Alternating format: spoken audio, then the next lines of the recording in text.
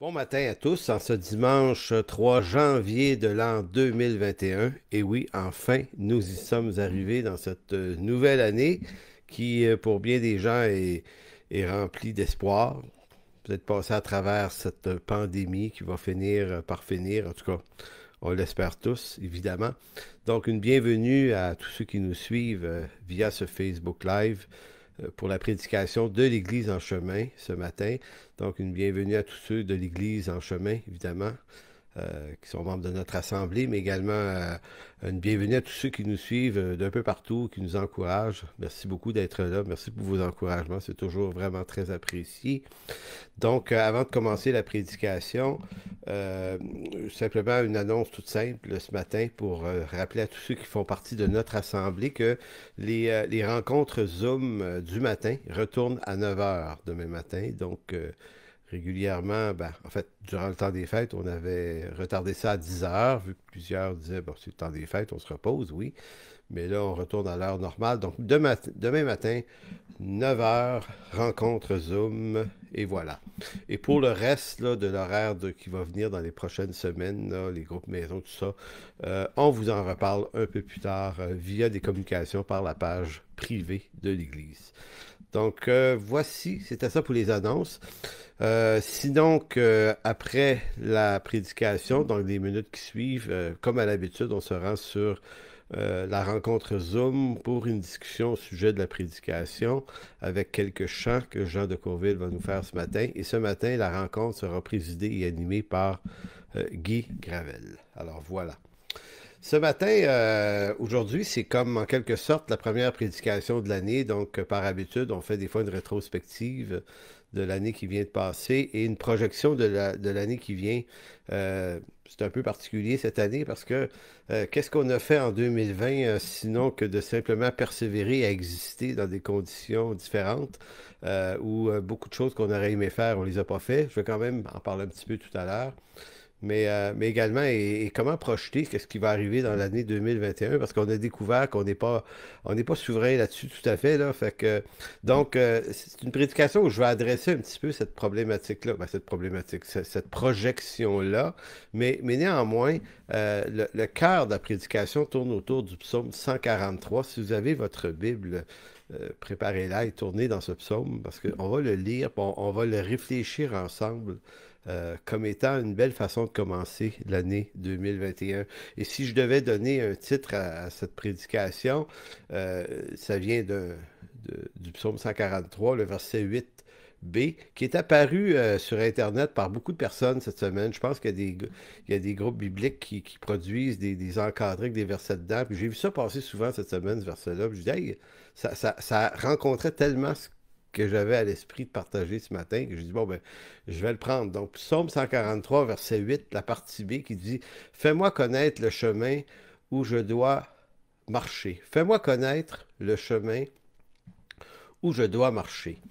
Dans ce psaume, comme on va le voir tout à l'heure, c'est un psaume qui est très riche dans cette idée qu'on est appelé à connaître la volonté de Dieu, à marcher dans ses voies, puis à marcher dans son chemin. Maintenant, vous savez tout ça, vous et moi, là, on est chrétiens depuis longtemps, on sait bien que c'est le grand défi de la vie chrétienne, c'est de connaître la volonté de Dieu. Puis si on faisait un petit sondage entre nous, puis on dirait, ben, qui d'entre vous veulent marcher dans la volonté de Dieu, ben, je pense qu'à peu près tous les chrétiens vont lever rapidement la main sans même se poser la question sur ce qu'ils en pensent profondément. Euh, je vais faire une introduction sur une quête d'honnêteté en ce qui me concerne. C'est qu'honnêtement, j'ai toujours moi aussi désiré faire la volonté de Dieu, mais en même temps, je considère cette intention comme étant hautement redoutable. Il faut y penser comme il faut pour réaliser que la volonté de Dieu, marcher dans les voies de Dieu et faire sa volonté, ça signifie renier la nôtre. Ça signifie ne plus marcher dans nos voies et de ne plus obéir à nos propres cœurs et de chercher confort dans une volonté qui est de loin supérieure à la nôtre. Donc, c'est plus nos projets, nos idées, notre succès, notre rayonnement, nos bonnes intentions qui deviennent maîtres de nos vies. Ben, c'est Dieu. et sa volonté. Et si vous êtes honnête, en tout cas, si vous êtes honnête, vous l'êtes sans doute, là, honnête, vous savez, tout comme moi, qu'il y a quelque chose de profondément redoutable dans cette idée-là. Dans ma vie chrétienne, j'ai été entouré comme pasteur de bien des gens qui ont souffert beaucoup, qui ont vécu des temps difficiles, que ce soit par des accidents, les maladies, des revers de fortune, de la mortalité proche d'eux aussi, toutes sortes de drames. Et j'ai constaté à quel point ces gens-là, souvent, pour ceux qui avaient pu vivre ces moments-là avec Dieu, euh, en ont sorti vraiment grandi. Puis souvent, plus proche de Dieu, puis étant plus sage après, puis plus doux, plus plein de choses. C'est comme si la souffrance est vecteur de bienveillance, de qualité, de fruits de l'esprit et de tout ça. Et ça m'a amené, je me souviens, il y a 15-20 ans de ça, j'étais au Saguenay et je méditais là-dessus, puis je me disais, Seigneur, je veux faire ta volonté, je veux m'approcher de toi. Et j'avais cette espèce de bulle à côté de ma tête qui me disait, oui, mais Seigneur, oui, je veux ça, mais je pourrais-tu vivre, m'approcher de toi ou tu m'approches de toi, mais ça pourrait-tu se faire sans que je fasse un face-à-face en voiture? Que je vive une catastrophe, qu'un de mes enfants meure, c'est obligé, Seigneur, tu pourrais-tu m'approcher de toi sans un drame dans ma vie? Et puis, le Seigneur m'a toujours pas répondu d'ailleurs à ma question. Mais vous voyez, je suis sûr qu'il y en a plusieurs d'entre vous qui disent, ouais, ouais, je comprends ce que tu veux dire. Effectivement, pourquoi la volonté de Dieu et l'accès au Seigneur, sa présence, une plus grande vitalité avec lui, une plus grande réalité de sa présence dans nos vies, pourquoi ça peut pas juste arriver comme ça? Tu sais, gratuitement, sans complication. Seigneur vient juste. Et que ça soit pas juste un phénomène d'émotion, comme certains chrétiens le vivent à travers des chants. C'est comme si le chant, l'émotion du chant les propulse. Et souvent, ils réalisent pas que c'était l'émotion du chant qui le faisait. La présence de Dieu, ça peut être des fois tout autre chose. Donc, il faut être assez, je pense, lucide pour reconnaître que la volonté de Dieu, on la veut, mais en fait, on la veut si elle nous avantage. Si elle avantage nos projets, si elle avantage notre volonté. Nous souhaitons la volonté de Dieu, mais on la souhaite en condition qu'elle corresponde puis qu'elle ressemble à la nôtre. Pas mal. Donc, je voulais dire ça avant de commencer, avant de vous faire la lecture. Euh, Vous savez, 2020 a été une année où, je vais le dire comme ça, là, j'ai l'impression que notre volonté, nos volontés, nos intentions d'Église, et que ce soit notre assemblée ou une autre, c'est la même chose, là, euh, ce qu'on avait projeté faire, pour la plupart d'entre nous, on ne l'a pas fait. On a été déroutés. C'est comme si moi, je suis un croyant profondément convaincu que Dieu est souverain sur toute chose. C'est pas le diable qui mène le bal, c'est Dieu qui fait sa volonté parfaitement tout le temps. Euh, et, et Dieu nous a comme imposé cette année euh, un grand reset, pour utiliser l'expression que certains utilisent pour les plans économiques. Mais nous aussi, on doit vivre un great reset avec Dieu. Il y a peut-être des choses que Dieu veut nous affranchir dans nos vies, puis dans nos cœurs, mais surtout dans nos modèles d'Église. J'ai comme l'impression que Dieu a mis une halte radicale à ce qu'on est, à ce qu'on fait, à ce qu'on aime vivre, pour nous amener à réfléchir, à nous confiner dans nos maisons, puis à nous forcer à aller davantage dans sa présence, dans sa parole, et comme ça, entendre de lui à nouveau. Parce que peut-être qu'on était habitué dans des routines et des conforts. Donc, le psaume 143 que je m'apprête à lire, je vous explique une ou deux affaires importantes avant de le lire, pour que pendant que je le lirai, on puisse avoir ça à l'esprit, là. Il y a comme, c'est comme un psaume en deux temps, en deux mouvements, pour ceux qui connaissent la musique, là. Le premier mouvement de ce psaume, qui couvre à peu près la moitié du psaume, nous parle de l'homme pécheur que nous sommes. C'est le psalmiste David qui l'a écrit. Donc, c'est l'homme pécheur devant son Dieu, l'homme qui se reconnaît inapte, incapable, coincé dans sa condition. Et dans ce même premier mouvement, il ajoute, David, qu'en plus, il y a un ennemi qui le poursuit. C'est terrible, là. On est pécheurs, mais en plus, il y a un ennemi, Satan, le malin, qui est continuellement là pour nous le rappeler, pour nous en accuser, puis à la limite nous attaquer. À la limite nous attaquer. Donc, c'est le premier mouvement du psaume, ça. Et le second mouvement du psaume, la deuxième moitié, nous parle d'une solution. La solution, nous dit David, c'est ben, fais-moi marcher dans tes chemins. Tu sais, fais-moi marcher dans tes voies, Seigneur. Fais-moi connaître ta volonté.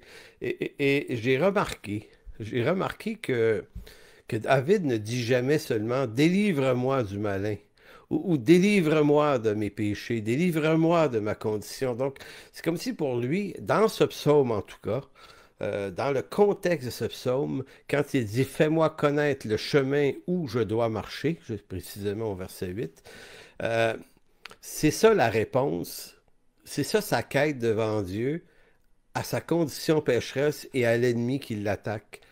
Donc, remarquez que ce texte-là, fais-moi connaître le chemin où je dois marcher, appartient à son contexte. Et en théologie, c'est ce qu'on tient pour important.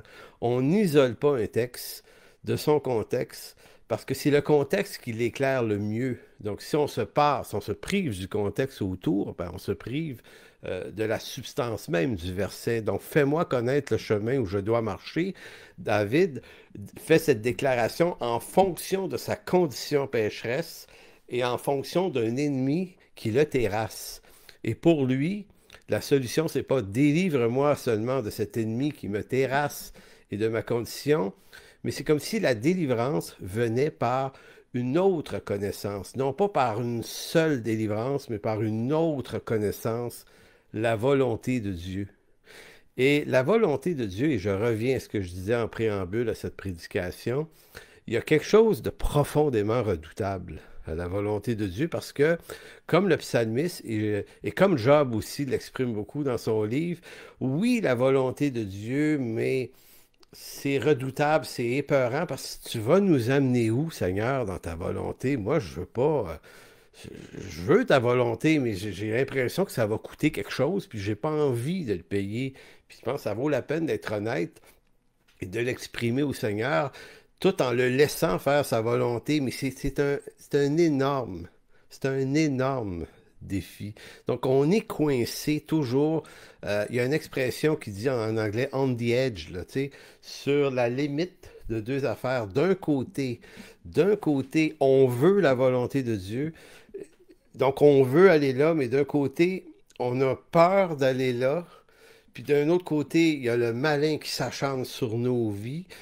On est des pécheurs perdus, donc on est complètement accusé et condamnable et coupable de tout ce que même le malin pourrait nous dire d'accusation contre nous. Donc on ne peut pas contredire, mais en même temps, le psaume nous parle d'un Dieu bienfaisant qui nous sauve, qui nous délivre, qui nous justifie.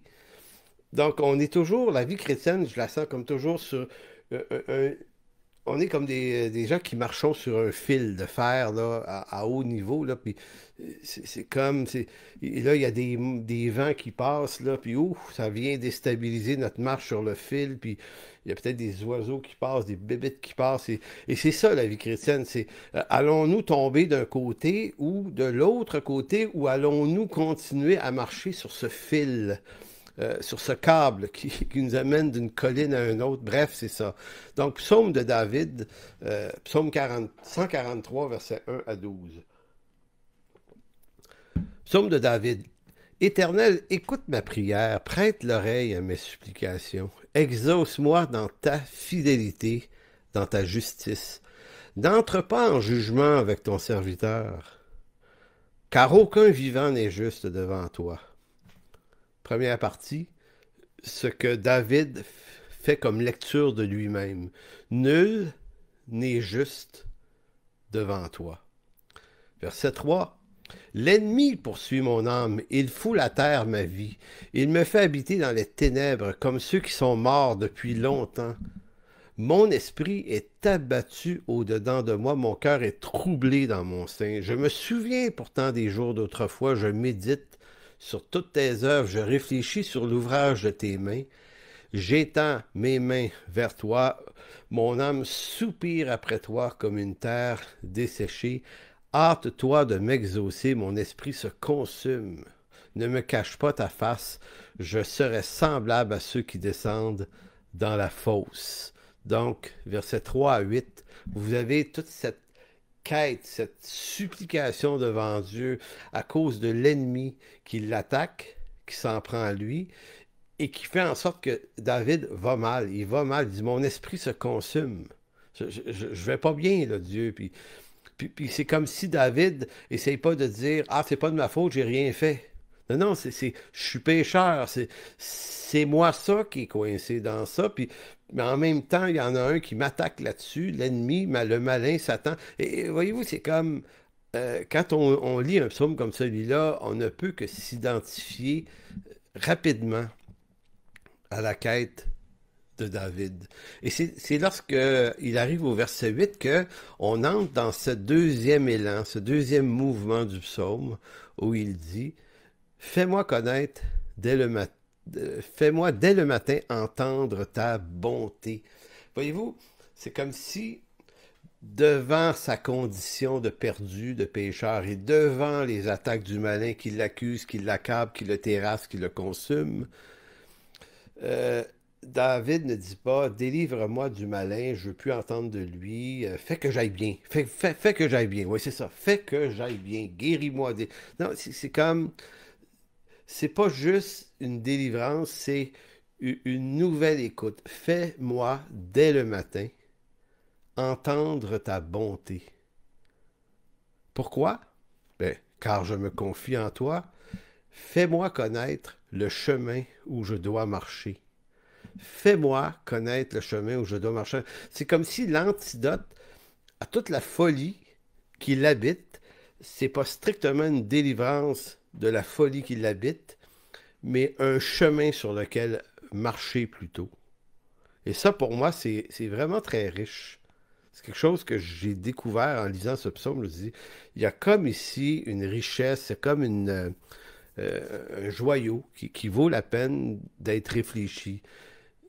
Fais-moi marcher, fais-moi connaître le chemin où je dois marcher, car j'élève à toi mon âme. Délivre-moi de mes ennemis, ô Éternel.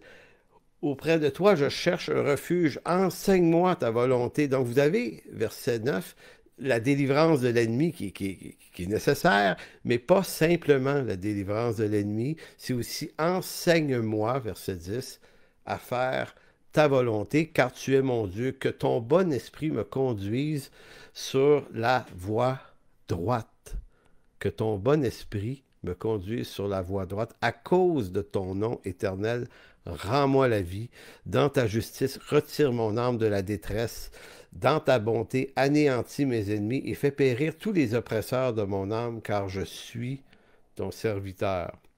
Écoutez, c'est fort, là. C'est terrible comme psaume, tout ce qu'il peut dire. Et les deux mouvements, les versets 1 à 7 et les versets 8 à 12, les deux mouvements sont deux mouvements très riches, d'une extrême intensité. Donc, si je le résumais encore, l'un nous parle de notre condition pécheresse, du combat spirituel qu'on mène, et le second mouvement nous parle de la délivrance de Dieu, mais qui ne vient pas que par un seul effet de délivrance, mais par la révélation, par le renouvellement de notre intelligence dans la volonté de Dieu. On croirait entendre un écho de l'apôtre Paul en Romains 12, 1 et 2, ici.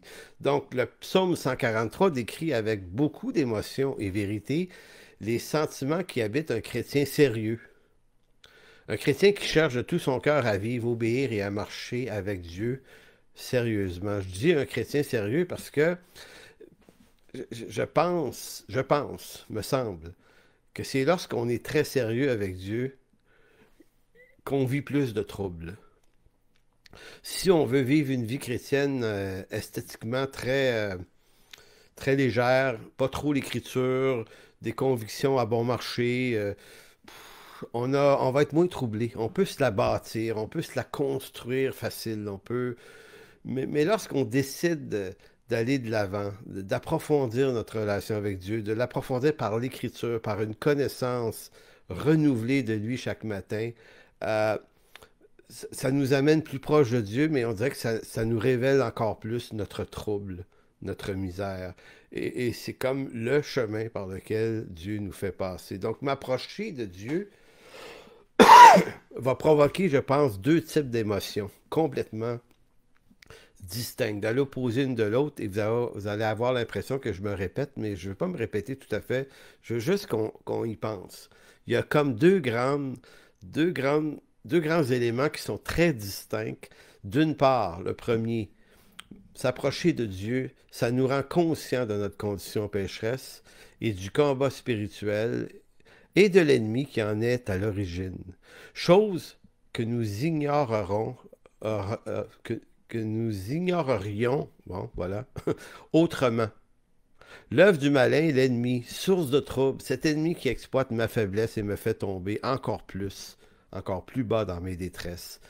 Comme dit le psalmiste, permettez-moi de répéter les versets 3 et 4 quand David les décrit comme, verset 3, « L'ennemi poursuit mon âme, il foule à terre ma vie, il me fait habiter dans les ténèbres, comme ceux qui sont morts depuis longtemps, mon esprit est abattu au-dedans de moi, mon cœur est troublé dans mon sein. » Voyez-vous, euh, tout ce premier mouvement qui est le combat spirituel et le second, verset 2, pardon, deuxième point, d'autre part, s'approcher de Dieu est un grand bien car c'est auprès de lui qu'on trouve à la fois la grâce et la délivrance, la sécurité, le pardon, l'amour, la paix, la vie éternelle.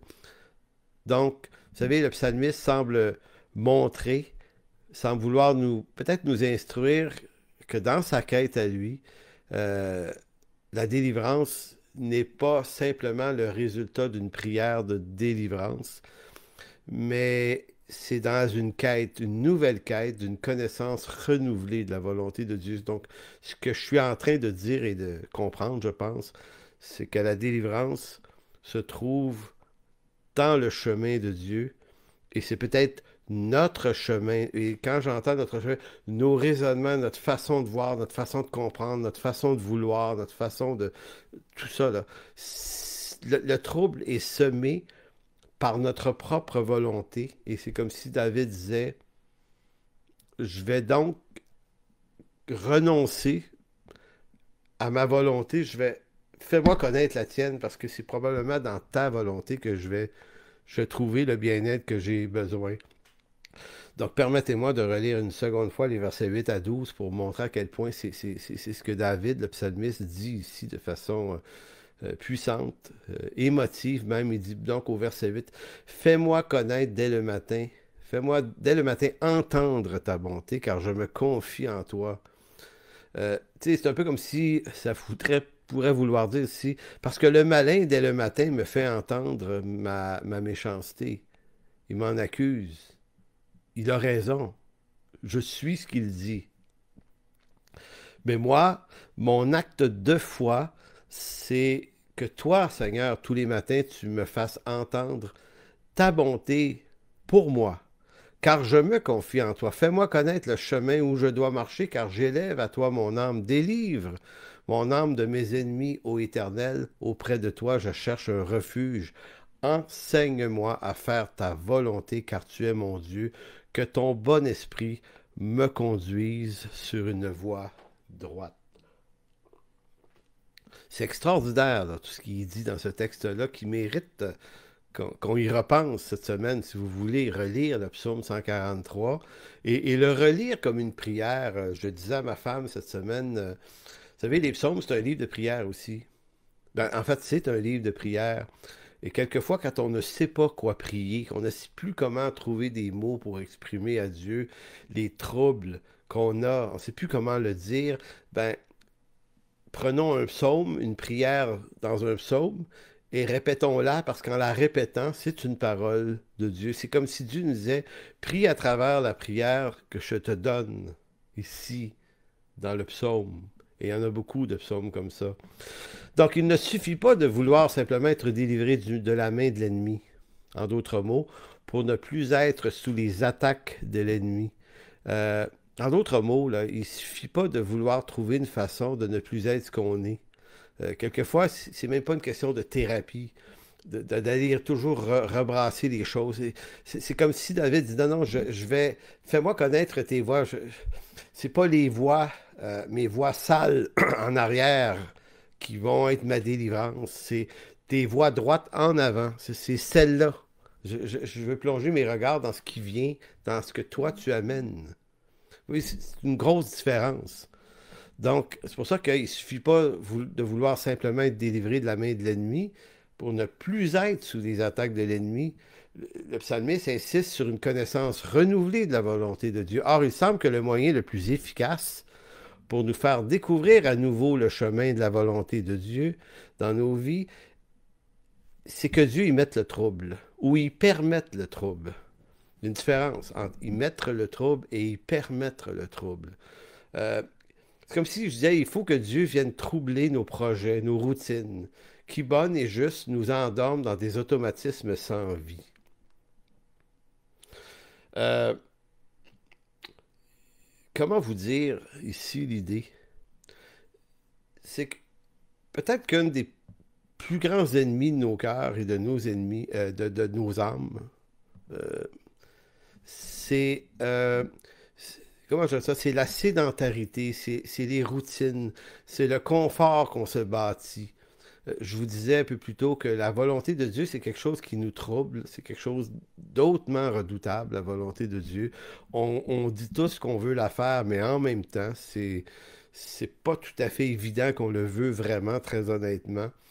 Et donc, pour éviter la volonté de Dieu, ben, on va se conforter dans une routine de bonnes choses de Dieu.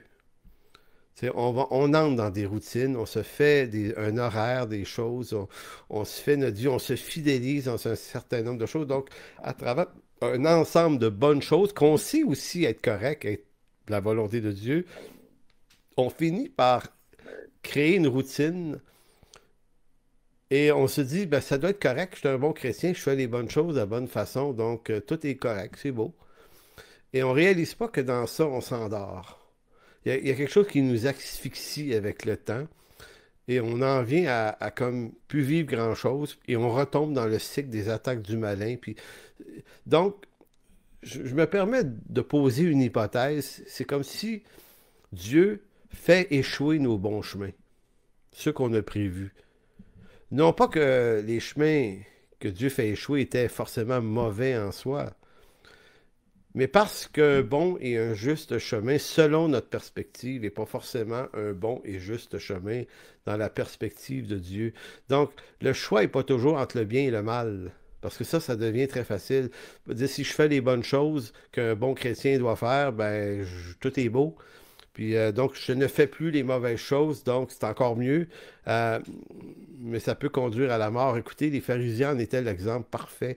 Ils faisaient les bonnes choses, ils croyaient les bonnes choses, ils pratiquaient les bonnes choses.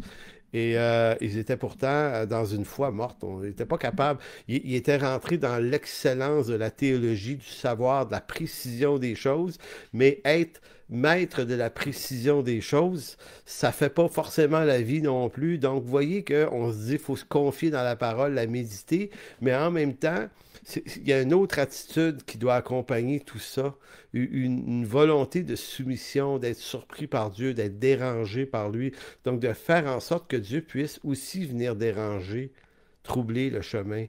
En fait, le chemin de Dieu n'est pas un autre projet. Si Dieu nous déroute de nos propres chemins, c'est pas pour nous amener dans un chemin qui serait juste d'autres projets. Fais pas ceci, fais plutôt cela. C'est une idée. Donc, comment vous dire? Nous amener à marcher dans ses voies. Comment vous dire que c'est pas un projet, c'est pas une idée, c'est pas juste une meilleure idée, un meilleur projet, une meilleure mission. C'est encore là, ça serait très réducteur. Le chemin de la volonté de Dieu, si j'ose le dire à la manière de Paul dans Colossiens 27, là, le but ultime de Dieu, c'est de révéler Christ en nous, l'espérance de la gloire. Le Père veut révéler Christ en nous, l'espérance de la gloire, mais nous, on veut faire des choses de Dieu, faire les bonnes choses de Dieu de la bonne manière pour que notre conscience se sente bien et ça nous suffit. Et quand Dieu nous voit faire des bonnes choses et que ça nous suffit, ben ça se peut qu'il envoie le trouble dedans parce que pour lui, c'est pas sa volonté, c'est pas qu'on devienne des bons chrétiens. Le but du Seigneur, c'est de révéler Christ en nous. C'est la vie de Christ en nous qui est son but. Jésus le disait dans la prière de Jean 17 au verset 3, ta volonté, c'est qu'il te connaisse, toi, le seul vrai Dieu et celui que tu as envoyé. C'est une connaissance de lui. Je pense que c'est dans Jean 6 aussi, après le sermon sur la montagne, le fameux, pas le sermon sur la montagne, mais le fameux sermon là, que Jésus a donné avec la multiplication des pains et des poissons. Il y a des gens qui disent, bon, ben dis-nous qu'est-ce qu'on doit faire. Ben, il dit, ce que vous devez faire, c'est de croire en celui que Dieu a envoyé. OK, mais c'est pas faire quelque chose, ça. Dis-nous quoi faire. Nous, on est des maniaques. On veut s'accomplir. On veut trouver qu'on y arrive. Que tu es content parce qu'on a fait la bonne chose et on n'a pas fait la mauvaise chose. Dis-nous quoi faire. Et Dieu dit, non, je vais détruire tout ce que tu essayes de faire pour me plaire ou pour plaire aux autres. Je vais détruire ça parce que je veux t'amener ailleurs que dans le simple fait de faire les bonnes choses. Je veux que tu connaisses Christ. Christ soit révélé en toi. C'est ça que je veux. Je veux Christ en toi. Je veux pas des babelles. Je veux pas un tas de projets. Je veux que Christ soit révélé en toi. Et c'est dans cette conjoncture-là qu'il nous appellera ensuite à exercer des appels, des dons, des missions. C'est parce que ça aussi, on y est appelé, il les a préparés d'avance pour qu'on les mette en pratique, oui, mais on ne peut pas le faire, nous, pour Christ. On ne fait pas ces œuvres pour Dieu ou pour Christ, on les fait en Christ. C'est lui qui fait ces choses en nous. Donc, il y a comme une déconstruction des fois d'un christianisme superficiel où la relation avec Dieu ne tient qu'à un moment de lecture le matin, puis un moment de prière, puis c'est comme si on a cadré ça dans une routine. Donc, j'en viens à l'année 2020 et l'année 2021. Fais-moi connaître le chemin où je dois marcher. Pour l'année 2020, nous, en tout cas, les anciens de l'Église en chemin, avions projeté de faire pas mal d'affaires. Des bonnes choses. On voulait structurer mieux notre Église, qui est jeune. Hein? Donc, de notre point de vue, la volonté de Dieu, en tout cas en ce qui concerne notre charge, aurait été accomplie si nous avions pu, par exemple, je vous donne des exemples, on voulait organiser le membership, membership qui est un mot qu'on rejette, soit dit en passant, dans notre assemblée maintenant. On ne veut plus utiliser ce mot. Le mot leadership non plus. Tout ce qui a du ship dedans, on a shippé ça. C'est pas des membres, c'est des fidèles qui fréquentent notre Église. On ne forme pas des leaders, on veut former des serviteurs. Mais nous, en 2020, on avait projeté de quand même structurer ça, puis on n'a pas pu le faire. La pandémie a littéralement rendu obsolète cette possibilité, en tout cas pour cette année. On devait recevoir en écoute 4 propositions de champs missionnaires différentes. Et on devait choisir de les soutenir, soit les 4, soit 3 ou 2 ou une. En tout cas, bref, on a pu en écouter seulement une, finalement. On n'a pas pu écouter les autres. On voulait créer un comité de diacres, une équipe de diacres. Ben, c'était trop compliqué. On ne se voyait pas en présentiel, donc on ne peut pas arriver à ça. On voulait changer notre lieu de rassemblement du dimanche. Et nous étions à la fois à Deux-Montagnes l'après-midi, mais aussi à Longueuil le matin. C'est un peu compliqué de se réunir à 2 places dans 2 temps différents. Donc, on voulait changer de lieu de culte. Et gloire à Dieu, on a trouvé un lieu de culte exactement entre les deux à Montréal, sur le boulevard L'Acadie, près d'Henri Bourassa. Mais la joke, moi, m'a pas fait rire sur le coup, mais aujourd'hui, j'en rigole quand même, c'est qu'on s'est rassemblés là un dimanche. Pas 2, pas 3, pas 4. Un dimanche. et le lendemain, on a su qu'il fallait se reconfiner à nouveau et retourner en Facebook Live sur nos Zooms. Moi, j'ai dit, Seigneur, je pense que je vais rire parce que c'est trop amusant pour ne pas être de Dieu. C'est comme si Dieu faisait la lutte. Non pas qu'il ne veut pas nous bénir et nous donner un meilleur lieu de rassemblement, mais c'est comme si il veut qu'on se confie tellement en lui que il est venu casser des choses. Et même si ça pouvait être dérangeant et frustrant, personnellement, je me suis efforcé et je nous ai, par l'enseignement, nous nous sommes efforcés de se convaincre que Dieu était réellement souverain dans ça. Et que si on déclare croire en un Dieu souverain, ben, il faut que ça ait une application concrète et réelle. Si je dis que je crois que Dieu est souverain, ben, il va falloir que j'accepte sa souveraineté comme elle se présente. Si j'essaie de me trouver toutes sortes d'autres raisonnements pour contourner le phénomène de sa souveraineté, puis que j'attaque les autorités civiles pour manifester ma frustration, ben, je suis plus en train de dire, OK, Seigneur, tu es le Seigneur de ma vie, tu es le curieux de mon cœur et de mon âme, je vais marcher dans tes voies. C'est la quête du psaume 143. Fais-moi marcher dans tes voies. Et là, le Seigneur dit, OK, je vais faire ça. Et là, tout casse autour, tout pète, OK? Seigneur, c'est pas ça, je t'ai pas demandé de tout casser, là. Moi, je t'ai demandé de me faire marcher dans tes voies. Et le Seigneur pourrait dire, ben oui, c'est ça que je fais. Ben oui, pourquoi tu casses tout? Ben parce que c'est pas nécessairement ça mes voies, donc moi, je veux t'amener dans mes voies. Là, tu dis, ah, mais c'est pas ta volonté qu'on ait une nouvelle bâtisse. Oui, oui, c'est correct, ça, Réal, c'est beau. Mais, mais ça se résume pas à ça. Donc, mes voies, je veux que tu me connaisses. Je veux que tu connaisses ma souveraineté. Je veux que tu plies le genou devant ma seigneurie, devant ma souveraineté. Je veux que tu me suives. OK? Moi, c'est ce que ça m'a fait entendre, cette pandémie-là, cette année. Et bien que j'ai trouvé ça difficile souvent, je réalise à quel point il y a probablement dans ça une richesse qui est au-delà de toutes les richesses qu'on pourrait imaginer. Euh, Nous avions prévu le chemin par lequel nous souhaitions passer, nous et notre Église, durant l'année 2020, car ce chemin nous apparaissait bon, meilleur pour nous. Mais on a dû composer avec un autre chemin, différent du nôtre, pour découvrir, et là, j'utilise le Proverbe 19-21, qui est un excellent texte, ma foi. Proverbe 19-21, qui dit ceci: il y a dans le cœur de l'homme beaucoup de projets, mais c'est le dessein de l'Éternel qui s'accomplit. C'est intéressant parce que c'est comme si ce texte-là nous disait que peu importe tous les dessins, peu importe tous les projets, les bonnes idées qu'on a, euh, ce qui doit triompher au bout ou pendant cette course, cette marche, c'est le dessein de l'Éternel. Et c'est pourquoi il est important.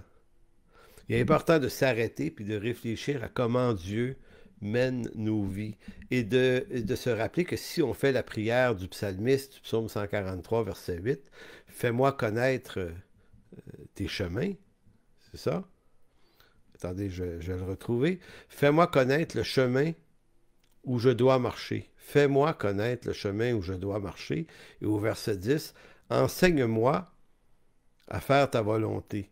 Donc, si je veux sincèrement goûter à cette plénitude, euh, moi, je ne peux pas la faire arriver, je peux juste la demander. Mais si je la demande, ben, il y a de fortes chances que si Dieu, dans sa fidélité, décide d'y répondre, ben, il y a de fortes chances que les choses ne se passent pas comme je l'aurais voulu.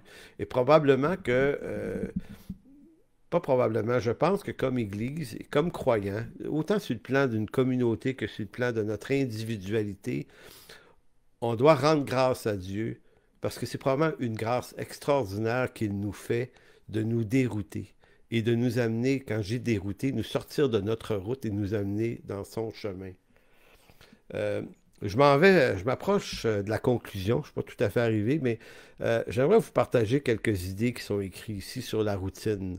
Vous savez, moi, tous les matins, et pourquoi je fais ça, c'est juste pour montrer à quel point on aime notre sédentarité, là.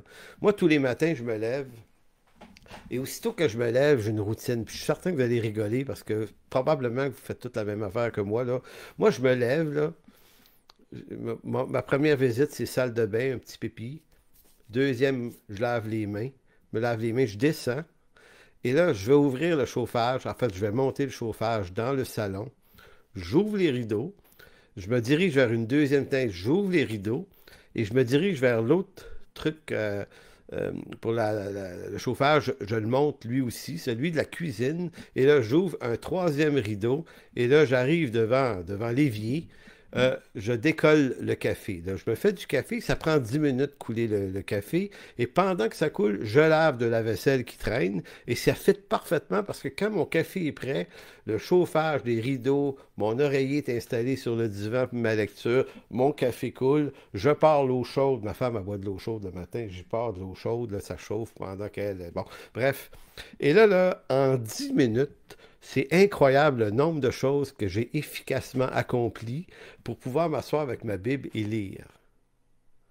C'est comme ça tous les matins. C'est correct que ce soit comme ça. Mais l'idée, c'est que je refais toujours exactement le même trajet, la même routine. Ben, dans ma vie en général, c'est un peu pas mal la même affaire. Moi, ça m'a toujours sécurisé de reprendre toujours les mêmes trajets, les mêmes chemins. Pourquoi? Parce que ces chemins-là, je les connais. Je sais que je contrôle ces chemins-là parfaitement et je contrôle parfaitement tout ce qui se trouve. Ça, c'est ça qu'on est. En tout cas, c'est ça que je suis. Si un matin, il y a quelque chose qui n'est pas comme d'habitude, ça me dérange. Écoutez, je suis tellement maniaque que les choses sont faites dans le même ordre. Il y a un certain matin qu'il y avait une plante qui m'empêchait d'aller ouvrir le troisième rideau. J'ai bloqué devant la plante en me disant, mais qu'est-ce que cette plante fait là? Et là, j'ai été obligé de faire le tour de la table pour aller ouvrir l'autre rideau. C'est ridicule. Mais c'est juste pour vous dire à quel point, euh, en tout cas, on est bâti de telle sorte qu'on répond à des schémas routiniers. Mais si c'est vrai dans des détails qui durent 10-15 minutes le matin, c'est probablement ce que nos vies chrétiennes ou nos vies tout court finissent par devenir. Sauf qu'en 2020, le chemin que j'avais prévu d'emprunter, que nous avions prévu d'emprunter, peut-être que vous aviez prévu d'emprunter pour vous-même, ou que ce soit pour vous-même dans votre vie personnelle, ou que ce soit pour notre Église, ben, le chemin s'est embrouillé tout à coup, devant nous. C'était un beau chemin qui était pavé des 1 et 1000 bénédictions que nous anticipions vivre avec joie. Mais tout ça, ça s'est buté contre la muraille de Dieu qui brusquement, comme si Dieu nous avait dit, c'est une hypothèse, mais comme si Dieu nous avait dit, non les gars, cette année, j'ai autre chose à vous faire connaître. Non pas d'autres projets, non pas même de meilleurs projets.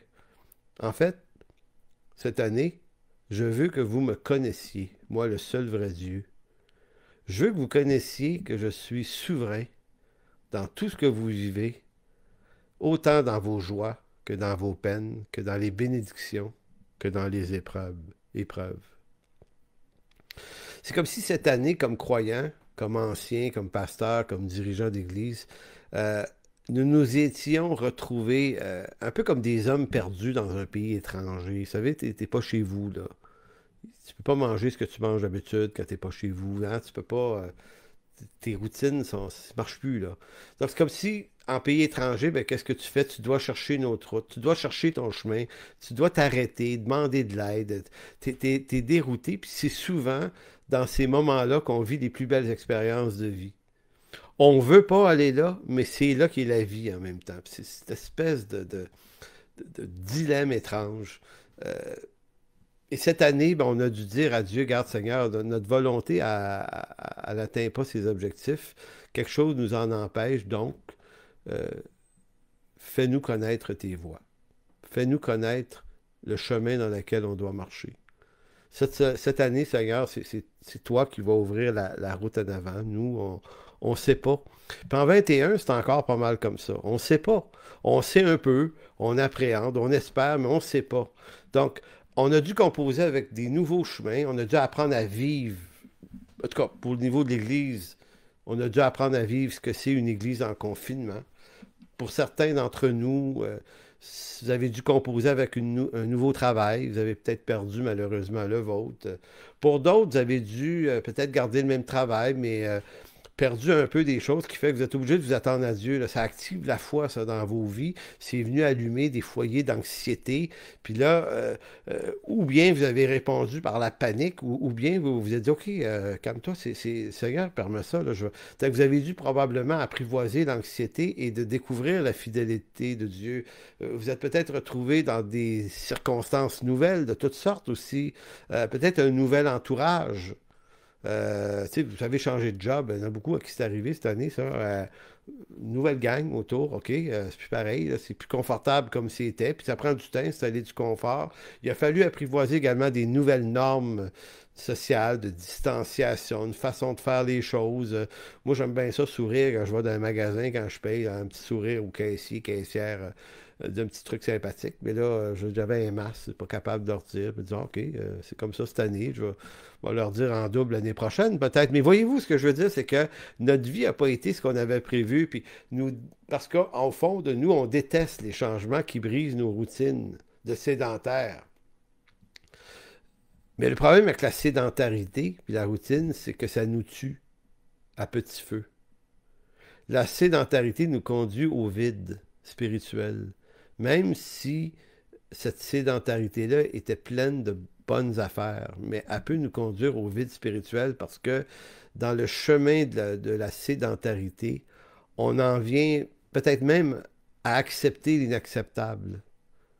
Parce que le confort et la sécurité que nous donne la routine et la sédentarité vaut bien des compromis pour ne pas le perdre.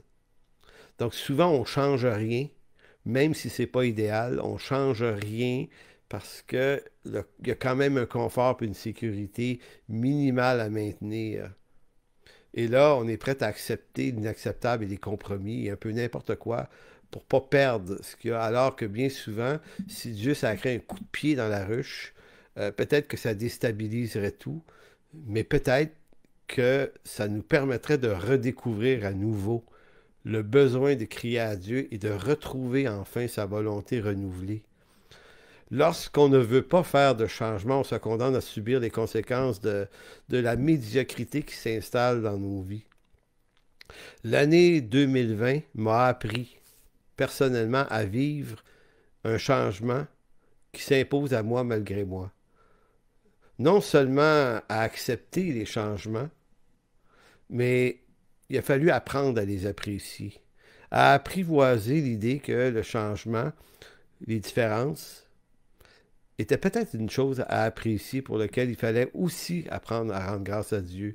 Rendre grâce parce que Dieu nous parle encore. La pire des châtiments, c'est que Dieu cesse de nous parler. Mais la plus grande des bénédictions, c'est que Dieu puisse nous parler, nous avertir, nous déconstruire dans des chemins qui ne sont pas tout à fait les siens pour nous ramener dans les siens.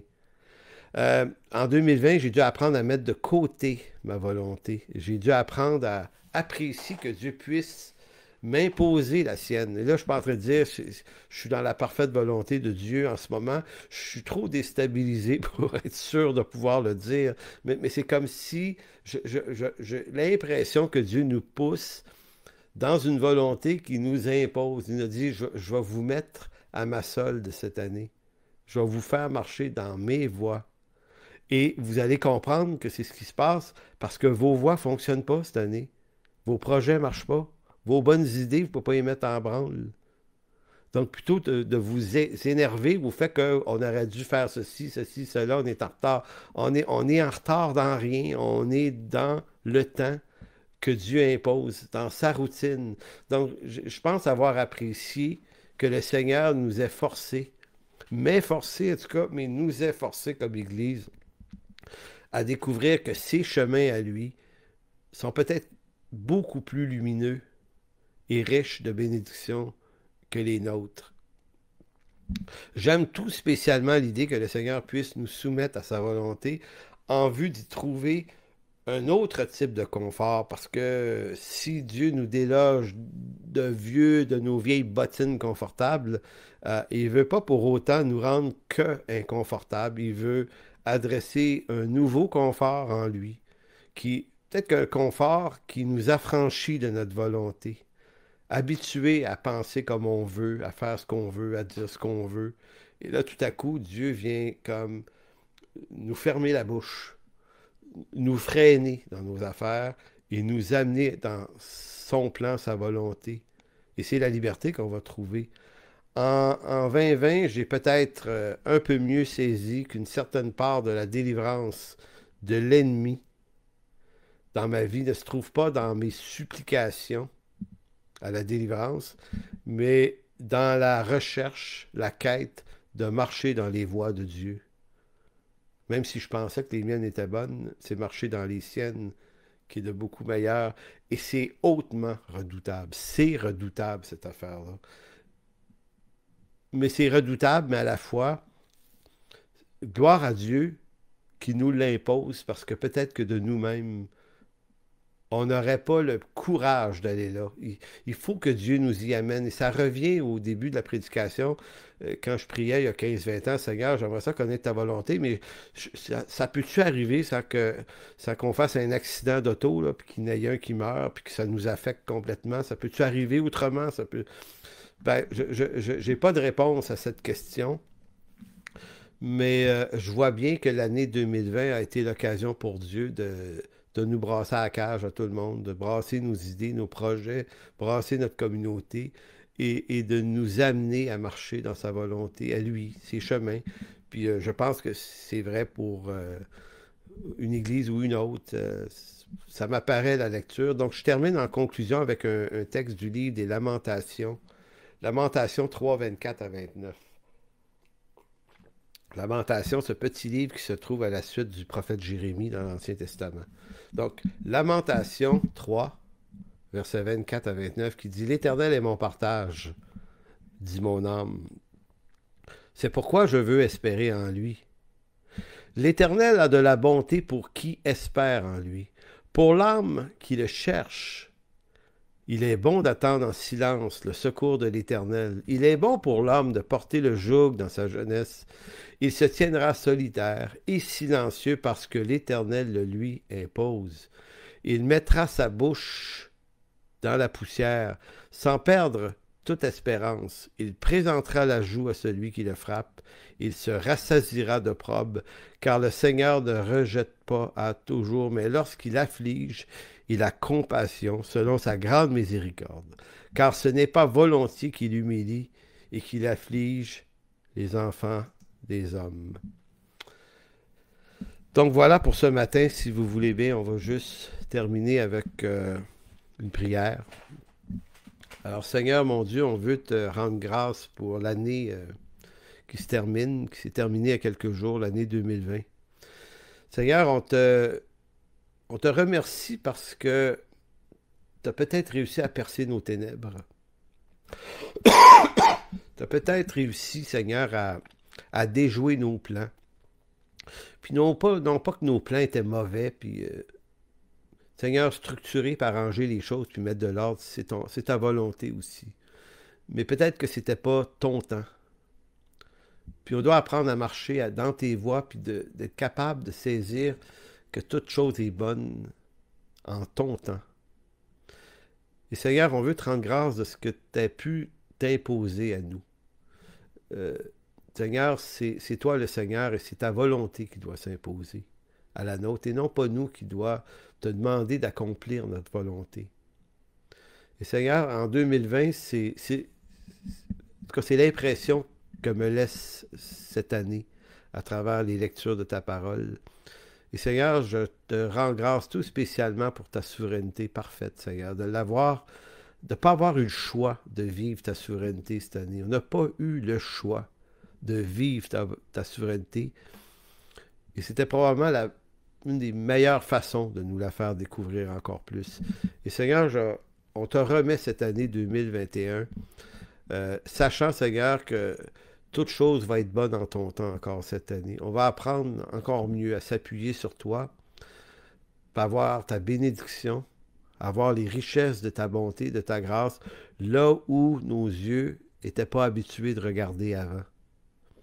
Seigneur, merci de te faire découvrir à chacun de nous dans cette Église et à chacun de ceux qui écoutent, qui sont là ce matin. Fais-nous découvrir ton chemin, Seigneur.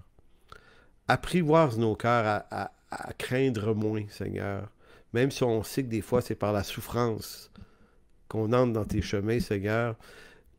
Au-delà du fait qu'il y a de la souffrance, c'est aussi des lieux de délivrance, de bénédiction, de richesse, de grâce qui sont là, dans ce chemin étroit.